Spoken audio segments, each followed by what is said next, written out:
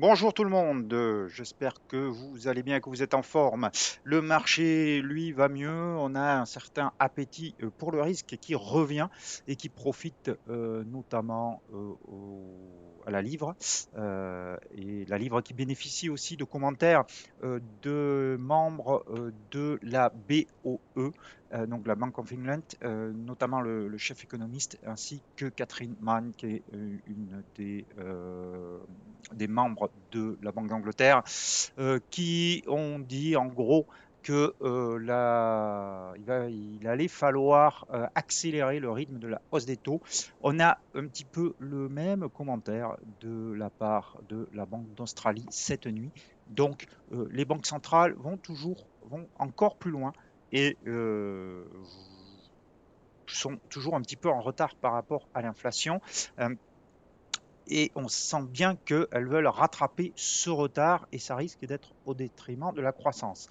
Pour l'instant, avec le risque d'une récession, pour l'instant, depuis hier, les marchés ont envie de voir le verre à moitié plein et on voit un certain appétit pour le risque qui revient et qui entraîne une baisse du yen notamment. On va voir, il y a deux plans de trading qui se sont déclenchés, donc deux nouveaux plans de trading aujourd'hui sur le yen, sur l'euro yen et sur le dollar yen. Mais euh, attention parce que ce rebond a lieu sans les États-Unis, puisque je vous rappelle qu'ils étaient fermés hier, qu'ils reviennent cet après-midi, et que on reste dans des tendances quand même où l'aversion pour le risque reste la norme. Donc ce rebond, pour l'instant, il n'est que technique et on va voir si il perdure.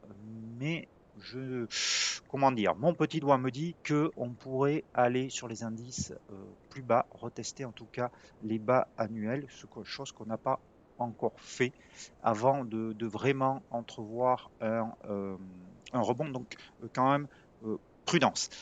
On voit ça, on voit tout ça en graphique. Avant ça, l'avertissement traditionnel sur les risques.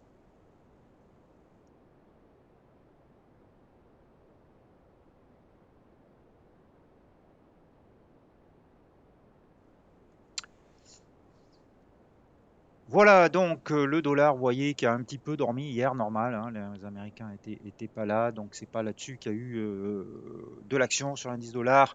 Concrètement, on va commencer par les grosses pertes de devises. Donc l'euro-dollar, je vous rappelle, le plan de trading que j'avais proposé est toujours short.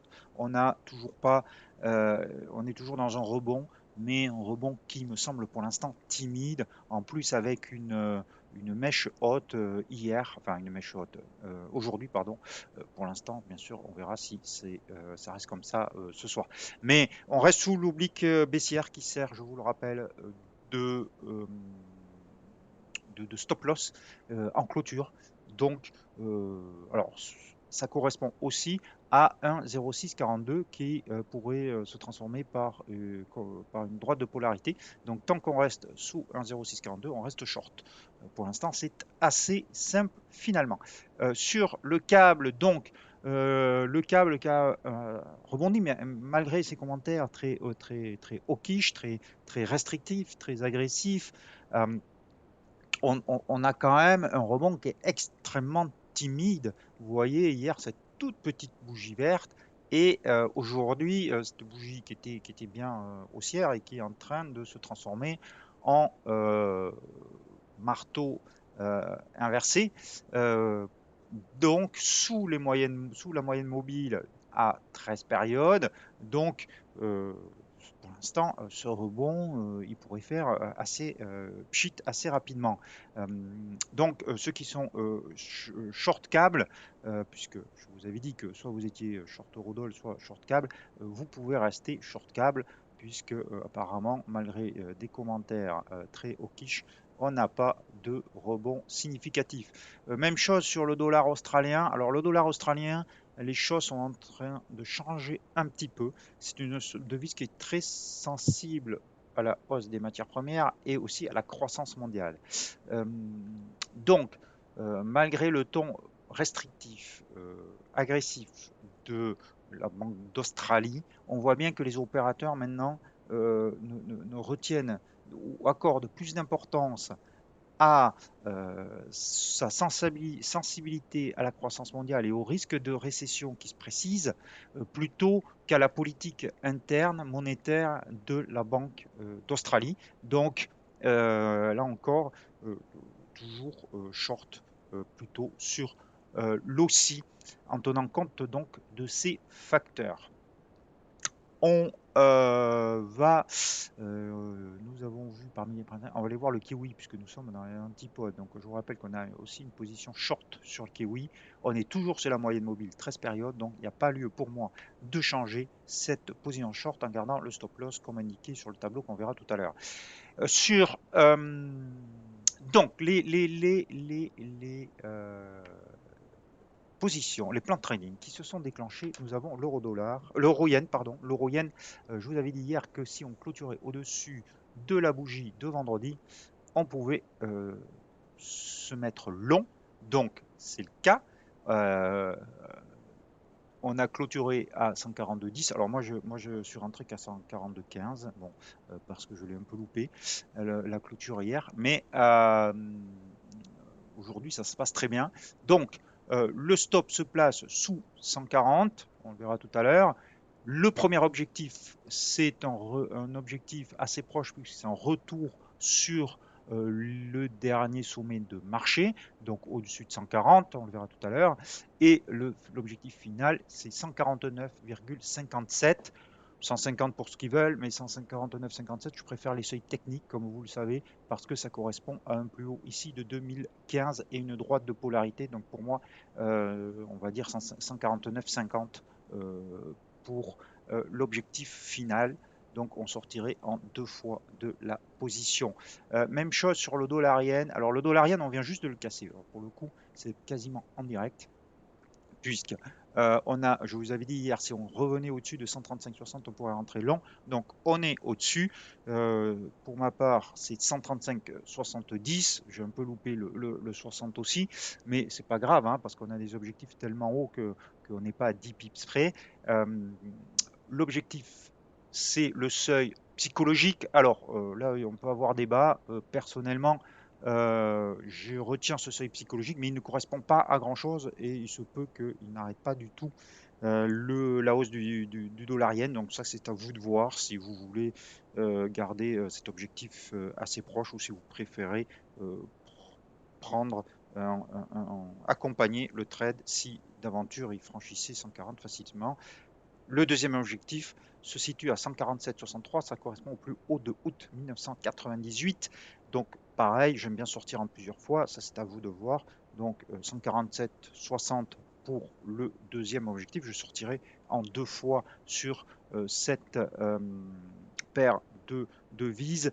Euh, et sur le dollar yen, le stop, il se place sous 131,35 en sachant que très certainement, je bougerai ce stop. Alors, ceux qui ne sont pas confortables avec une entrée en position aussi immédiate et qui préfèrent attendre la clôture ce soir et qu'elle soit au-dessus de 135,60, c'est tout à fait envisageable et tout à fait compréhensible. Vous prendrez moins de risques parce qu'effectivement, cette bougie verte, cet après-midi, peut se transformer en mèche haute. Et si c'était le cas, si on clôturait sous 135,60, je n'insisterai pas, je ressortirai immédiatement de la position. Euh, donc, pour plus de confort peut-être, attendre la clôture ce soir. Donc sur les devises, comme il n'y a pas officiellement de clôture, on va dire que c'est 22 heures quoi, à la fin des États-Unis, quoi, la clôture des États-Unis. 22 ou 23 heures même, bon, entre 22 et 23 heures, en principe, il ne se passe pas grand-chose. Mais donc, si vous préférez attendre pour plus de sécurité, c'est tout à fait compréhensible. Le stop se place pour l'instant donc sous 131,35, mais la baisse du yen, on le voit bien, semble complètement repartir. Alors c'est un petit peu moins vrai sur l'OSI yen. Alors ce aussi pareil, je vous avais dit que sur l'OSI yen, j'avais un plan de trading à surveiller. Si on pouvait rentrer long au-dessus de 94,56, qui correspond aux deux plus hauts, au plus haut de la semaine dernière ici de ces deux séances. Pour l'instant, ça n'a pas été déclenché, mais évidemment, si vous avez pris le trade en euro-yen, vous ne prenez pas le trade en aussi-yen parce que vous allez avoir une double exposition, ou alors vous réduisez votre exposition sur l'euro-yen pour venir sur l'OCI-yen, mais l'euro-yen semble plus fort quand même que l'OCI-yen. Sur le sterling-yen, même chose. Donc j'en ai parlé hier. Pour moi, je préfère l'euro-yen, mais si vous préférez le sterling-yen, c'est tout à fait envisageable aussi. Dans tous les cas, on joue la baisse du yen qui semble reprendre malgré les commentaires de la Bosch et du gouvernement japonais de jeudi. Donc ça montre bien qu'il y a une très grosse force des opérateurs, une très grande conviction des opérateurs pour vendre le yen. Et tant que l'écart de taux et les différences de politique monétaire avec le Japon seront présentes, on aura cette, ces ventes, cette pression vendeuse sur la devise nippone. La Banque du Japon est complètement au contre-courant de toutes les autres banques centrales, et toutes les banques centrales depuis la semaine dernière ont considérablement durci le ton et même voire changé de cap en accélérant à la hausse des taux, puisque je vous renvoie vers un article que j'ai publié dans Investing pour le coup, dans Aperçu de marché, où, et encore je ne parle pas de la Banque nationale de Suisse, mais j'aurais pu le rajouter, mais en gros, où les banques centrales ont considérablement accéléré le rythme la semaine dernière avec des hausses bien plus importantes que ce qui était prévu. On va finir avec le dollar suisse qui reste scotché un petit peu entre la moyenne mobile et un retracement Fibonacci, et l'euro suisse qui alors je suis short euro suisse, ça me plaît pas trop ces longues mèches basses ici et cette bougie verte aujourd'hui, mais je préfère attendre un jour de plus pour voir ce que ça donne avant de sortir, éventuellement sans trop de dégâts. Je pense que l'euro suisse remonte parce que l'appétit pour le risque revient un peu, mais je ne suis pas sûr que comme je vous l'ai dit en introduction, que ce rebond de marché revienne, rebond de marché sur les marchés actions perdure, et ce rebond pourrait vite voir revenir les vendeurs. Voilà. Voilà ce que je pouvais vous dire. Non, bien sûr, le tableau des devises, évidemment. Donc, on est toujours short Eurodol, je vous en ai parlé, on est toujours short Kiwi, on est toujours short Euro Suisse. On est long donc euro-yen sur 42,15 avec un stop à 139,85, donc sous 140, hein, donc si vous voulez mettre à 90, c'est pareil. Objectif 1, 145, objectif 2, 149, donc j'ai dit 50, donc je vais le modifier pour pas être pile poil en ratio sur un seuil technique. Et sur le dollar yen, donc 135 septembre, donc juste à l'instant, stop loss. Non, alors ça, non, c'est 140 l'objectif et 147,60 le deuxième. Évidemment, il ne peut pas y avoir. Hop, et 131,30 donc pour l'instant. Donc c'est un peu loin, mais encore une fois, selon la bougie de ce soir, on le modifiera dès demain. Donc pour l'instant, je le laisse sur ces niveaux. Mais si on clôture sous 135,60, cette position, je la solderai immédiatement. Voilà. Donc, ce que je pouvais vous dire aujourd'hui, il n'y a quasiment pas de chiffres cet après-midi. Donc, il ne devrait pas y avoir énormément de volatilité, même si les tendances pourraient se poursuivre. Donc, c'est plutôt propice à faire du trading. Je vais voir maintenant. Je vous souhaite un très bel après-midi. Je vous dis à demain. Prenez soin de vous. Ciao, ciao.